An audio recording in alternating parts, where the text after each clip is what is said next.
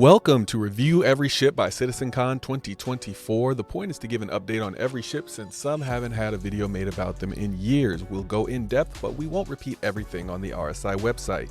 We will link to multiple sources of information either in the description or in the comments. And remember, digital ships aren't imaginary, they're imagined necessary.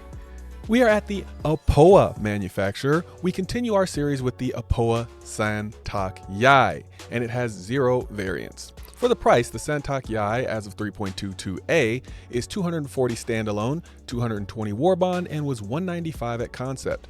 In-game cost is unknown and the in-game 3-day rental price is unknown. The ship is available only during time-limited sales. The ship cannot currently be bought in-game. The ship cannot currently be rented in-game. A quick note. The in-game prices are scheduled to change drastically with the incoming quarterly patch 3.23. So until that releases, I will say take every in-game ship price with a grain of salt, including the ones that I've done before the date of February 4th, 2024. So if you look at it and the date on the video is before February 4th, 2024, those in-game prices are drastically going to change once 3.23 hits. So if you're currently in the 3.23 patch and you're watching this, again, take those prices with a grain of salt. Back to the Aopoa Santok.yai. Meet the next evolution of Xeon tech and design innovation. The Santok.yai is a fighter that literally flies circles around the competition. The fastest combat ship in the game. Now, is there anyone out there who wants to go fast? Anybody? I want to go fast. For measurements, the Santok.yai has a length of 24 meters, beam of 23 meters, height of 9 meters, and it is a small ship, even though it is listed as a medium. Its minimum crew is 1 and its maximum crew is 1. It can carry 0 SCU. Sub-Zero. The Santok.yai has a top SCM speed of 265, which is second best in the entire game, and a max speed of 1275, which is well above average overall. In its class, it is the fastest ship in its class in SCM mode, even beating out dedicated racing ships like the 350R. And for its max speed, it is below average for its class. So its SCM speed is very high, but its max speed is a little bit lower for its class. For maneuverability, it is above average overall. However, for its class, it is about average. For weapons, the Santok.yai has 4 size 3 weapon hardpoints and 4 size 3 missile rack. For ship parts, the Santok.yai has 1 small radar, 1 small computer, 2 small power plants, 2 small coolers, 1 medium shield generator, 2 small fuel intakes, 1 small fuel tank, 1 small quantum drive, 1 small jump module, and 1 small quantum fuel tank. The hull HP for the Santok.yai is 12,410, which is slightly below average overall, but for its small class, it is average. The shields on the Santok.yai are full stop shields, military grade C. These are front back type shields. The HP is 9,000 total and regen rate is 183 HP per second. The quantum stats for the Santok.yai, it takes about 4 minutes to go 20 million kilometers and maxes out its range at about 31.3 million kilometers. What does that mean? It can't travel from Hurston to Crusader or from Microtech to ArcCorp. You just won't make it with what it comes with stock. Even with that, it's still fairly slow at quantum speeds, but you can get from a planet to a moon. Just make sure if you want to do anything else as far as going far on the quantum drive, you'll have to upgrade it before you leave, and then that'll let you go with the upgrades that are available anywhere in Stanton. The claim time for the Santok.yai is about 7.5 minutes, expedited is about 2.5 minutes, and the expedited fee is at about 3,800 credits. For special features and amenities, the Santok.yai, well, it doesn't really have any. But it does have some really cool looking Xeon tech controls in the cockpit.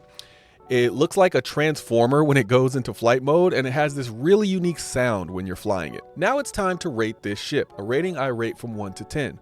My 1 is only buy if you have a unique reason that is specific to you or because you like the looks of the ship. My 10 is basically if you have the money, this ship is almost guaranteed to be useful to you in the game. A 1 doesn't mean the ship is useless or ugly, and a 10 doesn't mean the ship is perfect. Just remember, this is just our rating. Please give us yours in the comments down below, or you could swing side to side or left to right or up and down and up. I'm sorry, I sometimes break out into song. My rating for this ship overall is a 5. Let's start with what I like about this ship. Speed. speed, speed, speed, speed. Here comes Speed Racer. He's a demon on wheels. If you are into dogfighting and you're great at using speed against your opponent, there is no better ship in the game for you. You have found the best ship in the game for that. Another thing is the maneuverability on the fastest ships is normally terrible, but somehow the Santok.yai manages to have decent maneuverability even with this extreme speed. So that makes this a fighter's fighter. Because those size 3 weapons and missiles can do some decent damage to medium and small ships, and it's hard to hit if you know how to fly it right. Not to mention it has a medium shield, which is absolutely necessary because of what we'll talk about next. Now, what its issues are. This thing is about as made of glass as you can possibly get. It's actually not that bad for its range when you consider its hull HP, but the weird thing is when it gets hit and you lose one of those wing parts, it drastically hampers this ship to the point where you might as well just pack it in and leave the fight. My guess is that we'll get balanced later down the road because as of 3.22a, it's not really usable unless you're best of the best at piloting and not getting hit. Another problem with this ship is it really can't do anything outside of combat. On my scale, the best a dedicated single role combat fighter can do is probably get a 6 max. So why is it a 5? Cost. At $240, this ship is extremely expensive for a fighter. For just $10 more, I can step up to a Corsair, which has tons of use outside of just combat and has way more guns, but still fills that glass cannon role.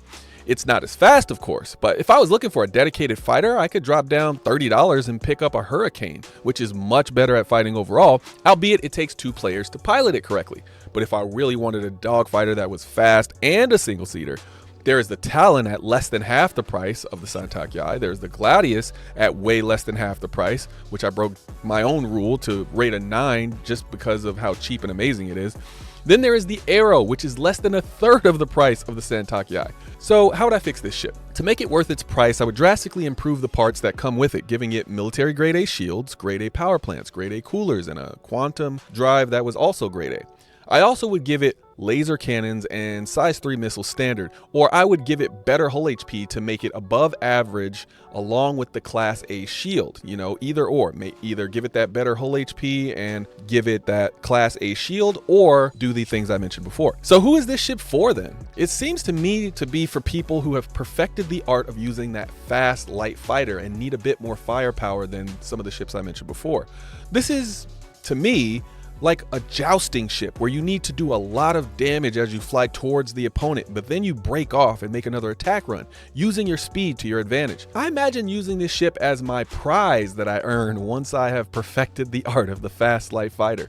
I would use this to take out that annoying light fighter that keeps coming down to my base and wreaking havoc just to fly off before my security or anti-air equipment can react. Yes, you, I know who you are. I would hunt light fighters in this thing, do some base level bounty hunting, and maybe slap a paint on it because this thing has some of the best paint schemes I've seen in the game. I don't know why, but they chose this ship to go crazy on with the paints. The paints are absolutely incredible.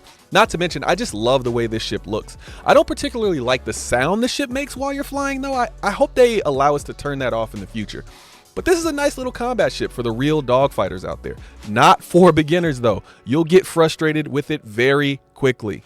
And I mean very quickly. I know you're here for our rating, but if you really want a ship, go buy it. We won't stop you. Or even better, all ships can be earned in-game once the game releases, and some you can purchase in-game right now. These are just our ratings. But when you spend your money, it's your money. My opinion, if I got the Santok.yai for 160 or lower, I would keep the Santok.yai.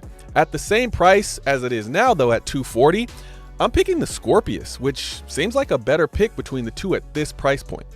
Also, of course, the Hurricane, the Corsair, the Gladius, the Arrow, the Talon, like I mentioned, all great alternatives. However, for the veteran pilot with a need for speed, you can't go wrong with the Santok.yai. All right, that's it for this one. Thanks for spending your time with us. Peace.